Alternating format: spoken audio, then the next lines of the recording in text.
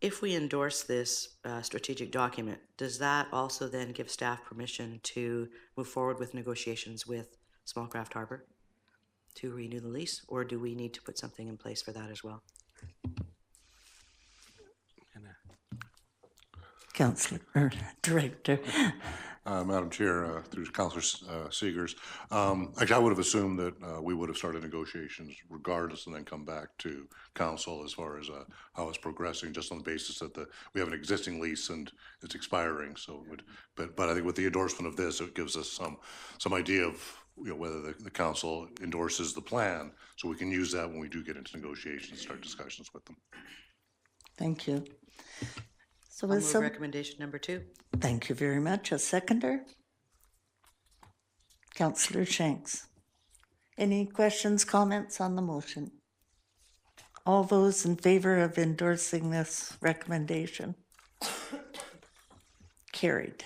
Thank you. So now we move to item 6.2, stormwater issues on Sandy Hook Road, pages 53 to 61. And I'll have someone move receipt. Seegers and Shanks. Thank you. All those in favor of receipt? Thank you. And Director Stewart. Thank you, Madam Chair. So this report is really for information, just to let you know sort of a update on since Mrs. Mumford came to the committee earlier in the year, actually late 2017, to discuss some issues on Sandy Hook Road and Sandy Hook Trail. The issues she raised were really had to do with a storm runoff on Sandy Hook Road, and then questioning just maintenance, I believe, of the trail itself. At that time, we actually had done some work to look at it. The engineering team went out and had a look at the issues on the drainage, did confirm that there was some silt and other things getting onto the road, which was a problem further down, I believe, down towards Shrimp Way and Coracle. Some curbing was put in to help divert the water. I believe it hasn't really become a problem. It's already starting to disintegrate. Some work was identified to better catch the runoff and direct it better to the storm drain. That work is estimated to be about $25,000. Public Works staff believe they can do it within their operating budget. The question would just be when they can get to it. It wouldn't be a capital because it's really not, adding any life or really building an asset. It's really just getting the channels so the water to run properly. The hope would be that we could address some of those issues either by the end of this year, depending on the budget and staff availability, or sometime in 2019. The other question had to do with maintenance of the Sandy Hook Trail, and it basically had to do with the ownership issue on that. So on page 54 of the agenda, you can see I put some information about the ownership and legal status of the trail. So it is actually a dedicated right-of-way. It's not a road right-of-way.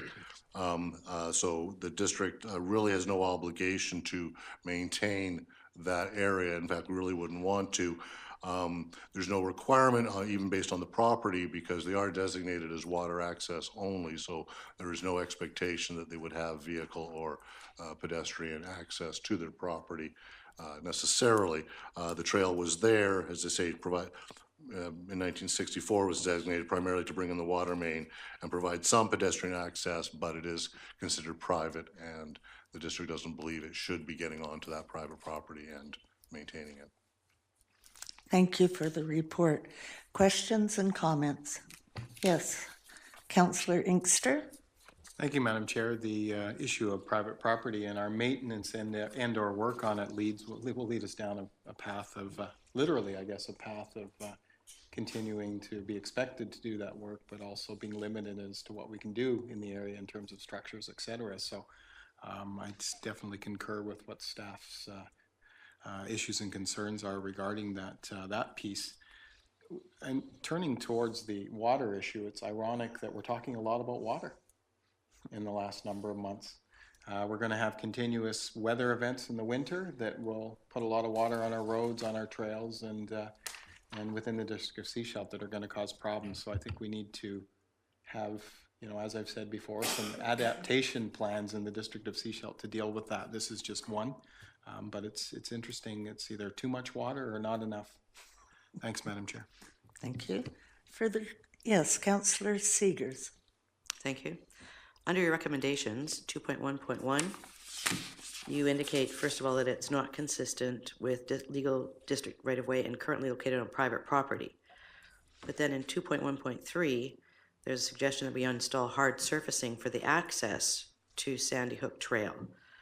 And according to the picture on attached page 60 in our package, it would look like we'd be paving up 15 meters.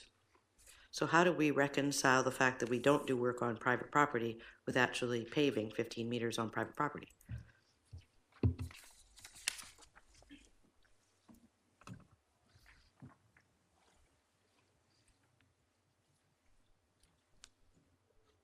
Thank you. Thank you. The section we propose is not the private property, it's a district property. The portion of that called road right of way, and then start the trail from that point.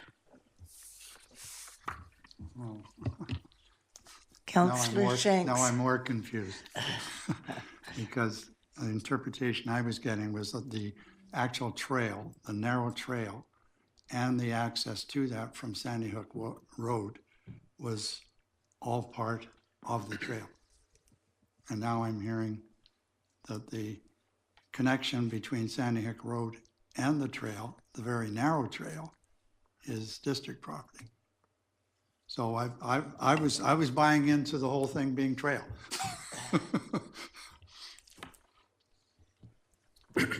If I may, our right-of-way bulges out in that area, so it is district right-of-way, so we would not be doing any work on private property.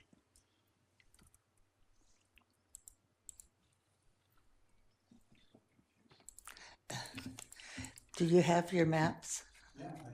I do, and we've all got them here, and I was under the impression that once the subdivision went through, the line between lot 82 and B, basically, and going across the trail, virtually disappeared. And therefore, the lane, if you want to call it that, going from that point down to Sandy Hook Road, was in fact part of the trail system.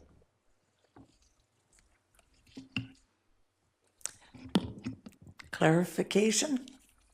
Thank you. If you have the legal plan. No. No, this one. Here, on page, what page have we got here? Yeah, look at me. What page is that on?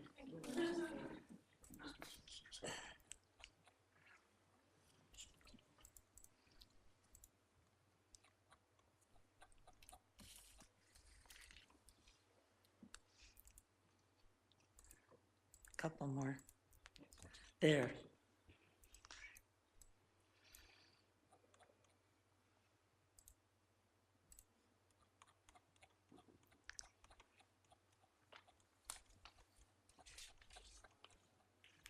Yeah. Oh, you've gone too far. A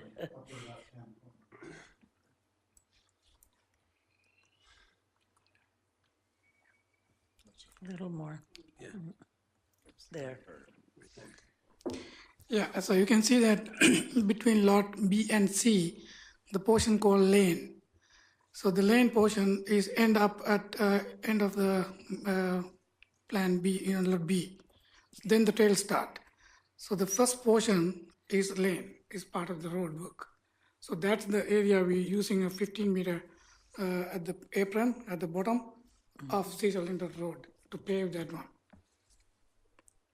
So you're saying that's district property, and where the line across at the end of the lane is where the trail begins. Exactly. Thank you. Property, what's the issue maintaining it? There is. That's what I can't see. The current issue, the couple of issues. The one is the steep grade, and the previously the district staff provided some gravel to people to bring over here, parking to the top area. Is a wide area, is a parking area. Currently, people using that one as a parking. So the district did some gravel and they maintained previously. But the problem is now that gravel, because of the steep, is slushing down to the road, and there's another hazard at the bend, they're skidding the road and kind of things. So that's why we propose here the paved and to put a catch basin to take the storm out from that area. So you're going to attempt to catch the water that's running down that slope? Exactly. So we are putting a curb across the laneway and catch that the silts and the water and take out from there and dump into the other side of the ditch. Great. Any other questions, comments?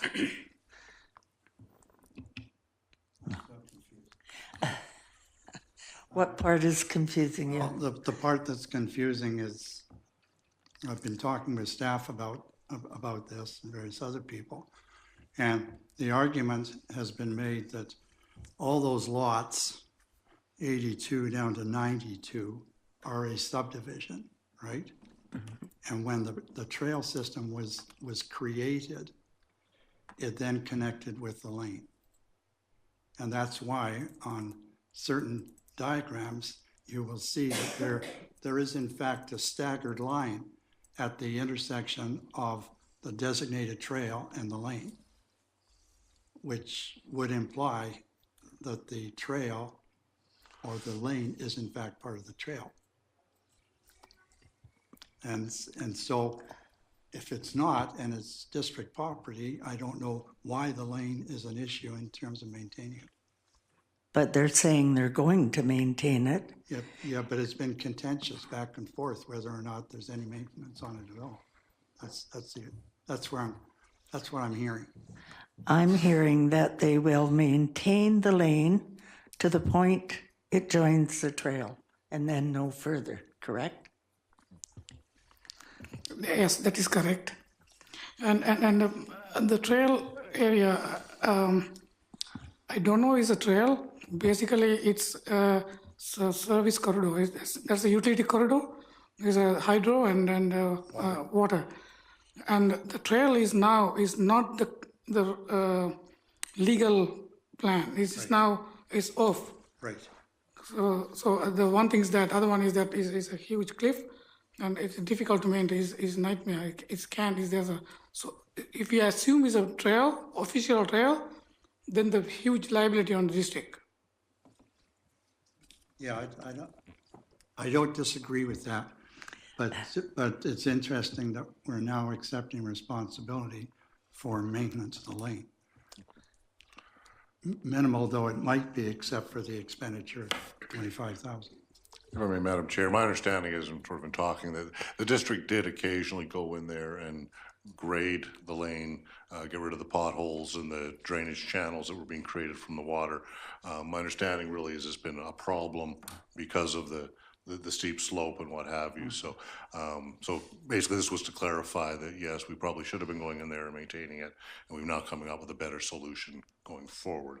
As I can't really speak in the past, and certainly what was said and what was done and was not done, but we've accepted or acknowledged that that is district property, but only to the lane, only to where the trail starts. Right. And then beyond into the trail itself is not district property.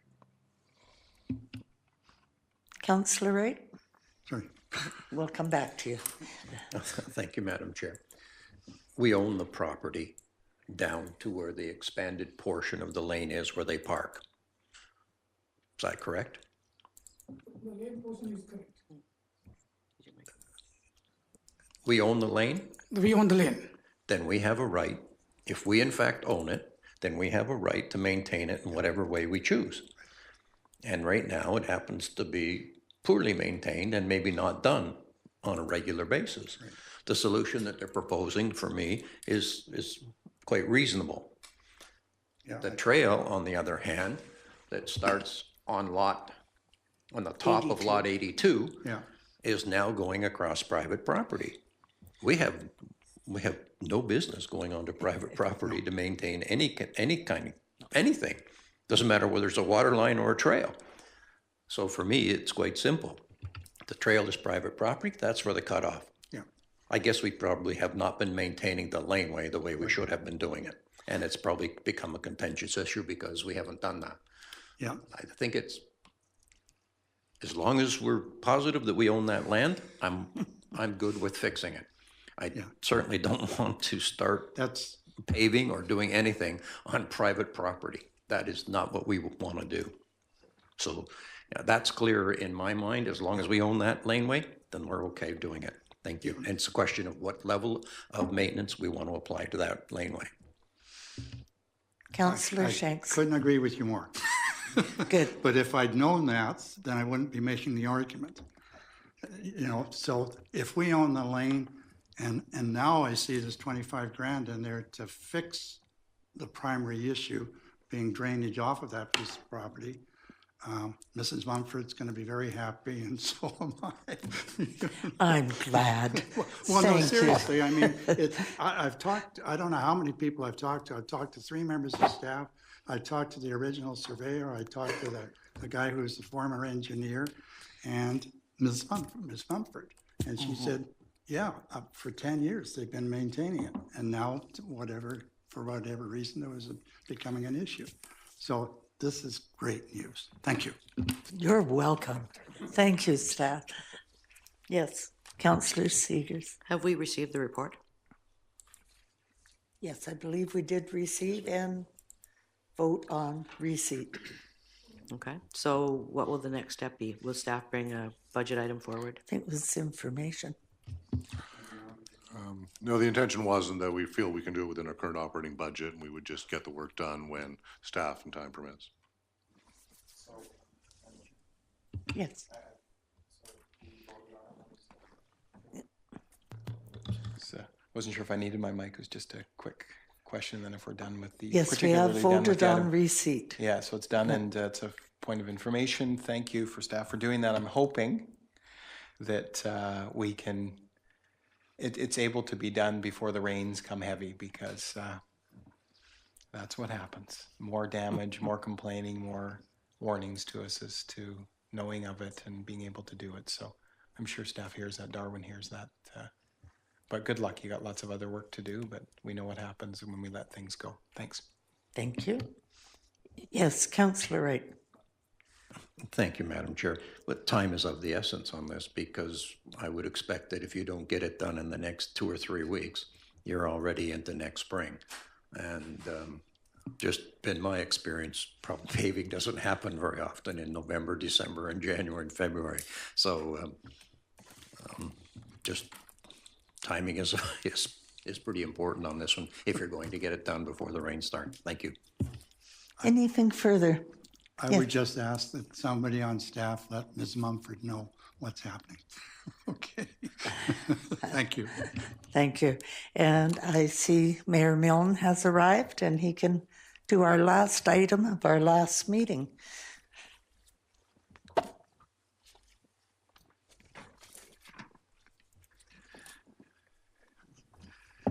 Thank you very much. Is this your last meeting? For this committee this term. Okay. Thank you, and my apologies for being absent. I had a scheduling conflict that I wasn't appropriate to change. Item 6.3, facilities booking contract, and we first a report from the communications manager. Motion to receive that report. Thank you, and seconded. Thank you very much. And we would turn then to Ms. Rogers for the report. Thank you, Chair and Committee. Staff just wanted to bring this to your attention. We've recognized an opportunity. For the last number of years that anyone can remember, we have contracted out the facilities booking service. So we have a contractor that receives booking requests for our facilities. She manages the calendar, and payments are taken to our finance department.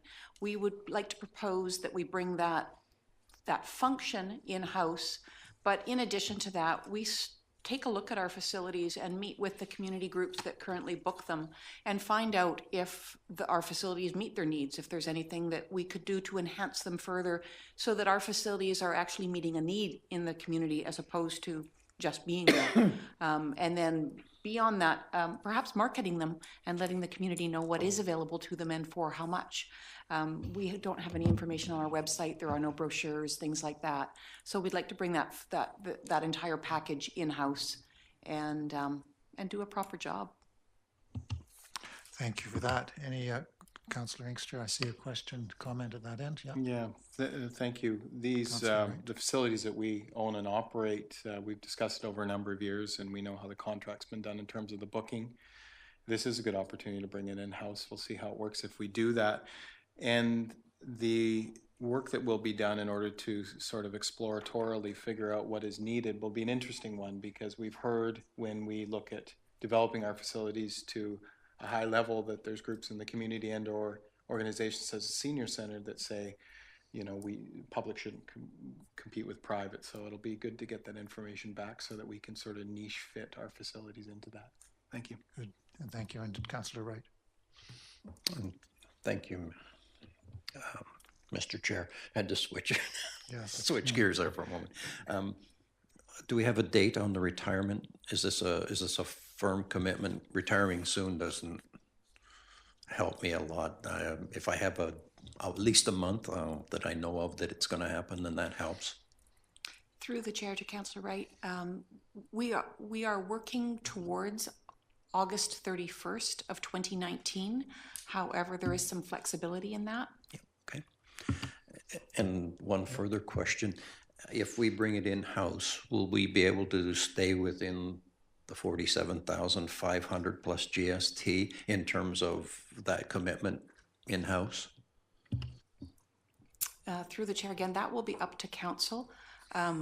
However, just to give you a heads up, I am working on a business case to bring to you at budget time to have a full-time staff person, which would be more than that. And I would have that staff person. Obviously, I'm already talking about expanding the function into including marketing, but also perhaps working as a point of contact to all of our community groups so that we have one person that every community group can contact to work as a liaison with parks and with public works, so that we've got a little bit more of an events person within the district. So I will bring that back to council at budget time for your consideration, and if council says no, then the backup plan is, okay, then we're looking at maybe a part-time person who just does the booking. So there'll be a number of options. My preference would be a full-time person, but we can talk about that at budget. It's called one window shopping. I'll let Councillor Wright finish up, and then I see Councillor Lutz and Councillor Wright. I love it when we can talk about it later. But that's any sense of the salary that we're looking at? I mean, we've got a number of 47,500. I'm just trying to get a sense. Are we looking at a $70,000 a year job, 80,000, 90 in terms of a full-time person? I understand that's what you'd like, and I'm trying to get a sense of what would be coming in budget time. I won't hold you to it, I promise. Yeah, and so we're clear, that is my fear, because this isn't the budget conversation.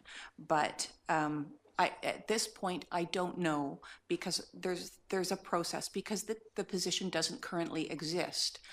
My process would be to go through exactly what those duties would be and then work with the union to determine where they would classify it. And then we got to figure out through the finance department, okay, that's what the salary is, and then how much is the benefits. But it could be in the somewhere between 70 and 90, which really, I'm sorry, doesn't give you much comfort. It does. Thank you. I was more interested in the process. Yeah, okay, as long as it was the process, because we were promised a business case, and we can't ask for that today. Any other, Councillor Lutz, sorry. Thank you. This one's near and dear to my heart. I love that it's coming in-house. My very first job with the school district was booking clerk. And it's amazing the requests that, as someone who booked classrooms and gyms and fields, the requests we got that this kind of a situation would fill.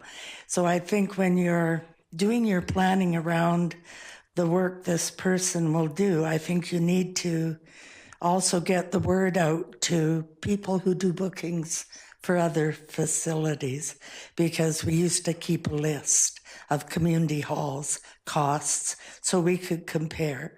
And it was a rate for nonprofits and a rate for commercial.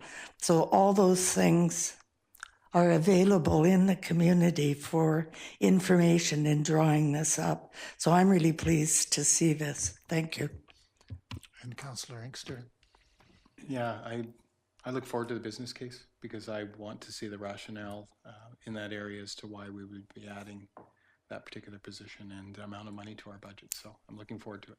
Thanks. Okay, good. And for those who are interested in how long transitions in the world take, I think the Rockwood Lodge Society was formed by Mayor Bud Koch as a way of saving Rockwood Lodge in 86, 87. Rockwood Lodge Society collapsed in, I think, 93 or 94. And this is actually the legacy of that, of trying the employee in the contract for Rockwood Lodge Society, who has just been trying to keep the facility. The facility came in house in 95, I think. So now maybe the functions will as well. Takes a long time sometimes. Okay, anything else on that item? Then I'd thank you very much for the report. We look forward to the business case, obviously. People will be working hard on the election so they can be here for the business case, sounds like. And I look for a motion to adjourn. Thank you. Councillor Seegers, Councillor Lutz, seconding. All those in favor? We're adjourned. Thank you very much.